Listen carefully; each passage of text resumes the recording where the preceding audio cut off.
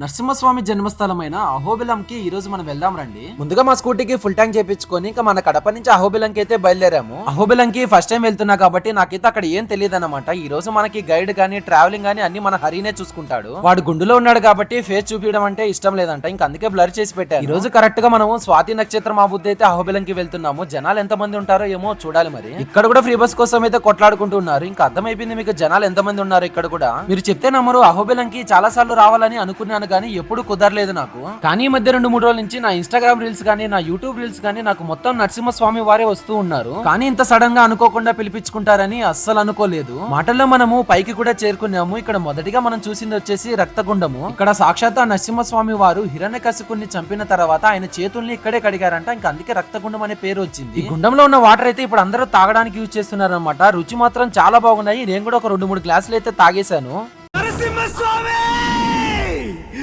జ్వాల నరసింహస్వామిని దర్శనం చేసుకుని ఇంకా అలా బయట అయితే కూర్చున్నాము. ఇంకా మన హరి అయితే ఎక్స్ప్లెయిన్ చేస్తున్నాడు అన్నమాట స్వామి వారి గురించి. ఇక్కడ నుంచే చూడడానికి వ్యూ అయితే చాలా బాగుంది. ఇంకా పైకి వెళ్తే ఇంకా బాగుంటుందని ఉగ్రస్తంభం దగ్గరికి వెళ్దాం అనుకున్నాము. కానీ ఉగ్రస్తంభం దగ్గరికి వెళ్ళాలంటే పొద్దున వెళ్ళడం చాలా మంచిదని చెప్తున్నారు. ఎండకి కాళ్ళు అయితే కాలిపోతే ఉంటాయంట. నాకు ఇవన్నీ తెలియదు కదా. ఎంతో ఆశగా ఉగ్రస్తంభం దగ్గరికి వెళ్దాం అనుకున్నాను. కానీ అక్కడ ఉన్న వాళ్ళు పొయ్యి వచ్చేదలికి 2-3 గంటలు టైం పడుతుంది. అలాగే రూట్ కూడా బాగుండదని చెప్తున్నారు. ఈసారంటే తెలియక ఉగ్రస్తంభం దగ్గరికి వెళ్ళలేకపోయినాను. నెక్స్ట్ టైం వచ్చానంటే తప్పకుండా ఉగ్రస్తంభం దగ్గరికి వెళ్ళలేంది కిందికైతే రాను. మనకి మెయిన్ టెంపుల్ కిందనే ఉంటుంది అన్నమాట. కింద మెయిన్ టెంపుల్ లో దర్శనం చేసుకుని బయటకైతే వచ్చేసాను. దర్శనం అయితే చాలా బాగా జరిగింది. ఇంతకీ మీలో ఎంతమంది ఈ ప్లేస్ కి వెళ్ళారో కామెంట్ చేయండి చూద్దాం. అండ్ ఫైనల్లీ తిరిగి వెళ్ళిపోతూ ఉంటే మధ్యలో మన ఫ్రెండ్స్ అయితే కనిపించారు. ఇంకా వాటికైతే లడ్డూస్ పెట్టాము. సో వెళ్లే ముందు మన వీడియో నచ్చితే లైక్ చేసుకోండి. అలాగే మన ఛానల్ ని సబ్స్క్రైబ్ చేసి పెట్టుకోండి. ఇలాంటి వీడియోస్ వస్తూ ఉంటాయి.